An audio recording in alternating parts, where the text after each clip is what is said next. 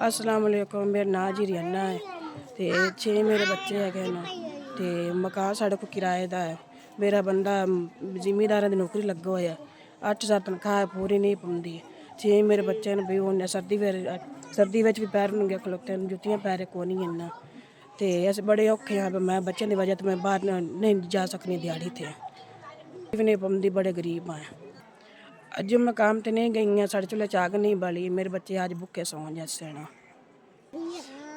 गरीबां दा अल्लाह ही हुंदा है ते इत्थों दे जिमीदार जेह्ड़े न गरीबां दी सवात नहीं लैंदे ते ना कोई रोज़ी पानी दिंदे न।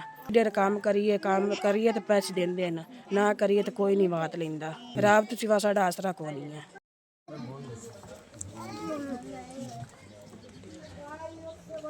SBS तुहाडी मेहरबानी है, शुक्र है तुहाडा 4,000 रुपये जमीन मिल गई है। अल्लाह पाक तुहानू ज़्यादा देवे। अस बड़े खुश हैं तुहाडे ते गरीबां दा एहसास कीता है, समाला कीता है, तुहानू दुआ दे सकने हैं जी। असी आटा लिसां SBS तुहाडी मेहरबानी।